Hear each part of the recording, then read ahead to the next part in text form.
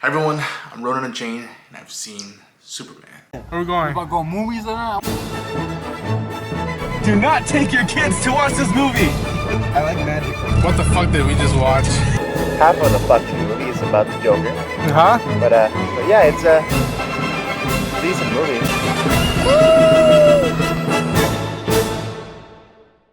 I had a blast with this film. I really, really like it. Do I love it? I don't know. I don't think I do at the moment. I'm gonna go see it again today, see how I feel about it. But what I'll say is this. Does this break the bank? Is this something worth of admission? All this sort of stuff, etc., etc. I'll say this. It's worth the price of admission. It's been a while since I've had a fun time at the movies like this. The crowd was vamped up. It was you felt the kinetic energy, and then once the movie starts, you're just engaged. And I think I said in the shorter TikTok video I put out, but like this feels like a great episode of Superman the animated series. When I feel that, I'm like, you know what? I can't wait to go back and revisit the Justice Gang. I can't wait to go hang out in the bullpen at Daily Planet. Oh man. Y'all ain't ready for Rachel Brosnahan's Lois Lane. And some of y'all might get a kinetic, you might feel kindred spirit in the way David plays both Clark and Superman. The point of view, the fact that like how much he sees the good of people. Like there's a moment when he's, and I don't think that's a spoiler, he's dueling it out with the engineer, and he tells the engineer, there's still a way that you don't have to do this. There's a moment like that, and I was like, that's like, that's the essence right there of this dude. The Kents, man, for the time that we do get to be with them, you look at him, you see how they look at Clark, you see how they talk about him, how they check on him, and you're like, thank God they raised him. Thank God that they found the shit, because who knows how else he would have ended up like, especially how we're at right now. And I'm telling you, like the Justice Gang, Mr. Terrific, I've been hearing it is that he is a scene stealer. There's a sequence with him that is bonkers, and I know Mr. Terrific fans, and I know a couple friends of mine are gonna be ecstatic to talk about that sequence when the time is right. Hawkgirl was fun. We didn't get that much of her, but the fact that she is part of DCU and it's being played by Isabella Merced, a paisana, I'm so happy for it. I'm pumped to see more of the Thanagarian. Guy Gardner, Nathan Fillion.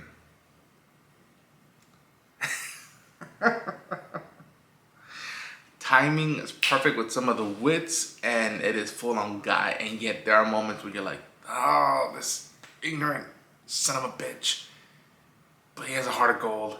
And yeah, I am thrilled to see where he goes as a Lantern in the DC universe. Metamorpho is just heartbreaking. Again, there's a moment that affects Superman emotionally, and then you see how Metamorpho takes that into account. Nicholas Hoult as Lex Luthor feels like it's right out of the comics. Now, sometimes I was like, okay, I don't know about this, but there are moments that I'm just like, yeah, he has that like, fuck this Kryptonian guy vibe about it, and it was just like, mwah. David, again, it's been teasing the trailer, but his interview with Lois Lane is so good. And someone said, I think it might have been James, that he preserves life so much. Doesn't matter the size, doesn't matter race, language. It is just, man, I can't imagine being someone who's written for Superman, or who's drawn or inked Superman, or had any part in any comic book of a Superman, having a kick out of this movie and being like, yeah, I think this guy really, really gets these characters and this world. Now, some stuff feel like, oh man, I feel like this would have been a little bit more earned, and yet there are moments that feels just as earned perfectly, and makes me care about people in Metropolis. And again, I won't delve into it because that's spoilers, but there's moments that you're like, damn, man. And the way, you know, there's stuff in Superman's personal life that is violated in a way.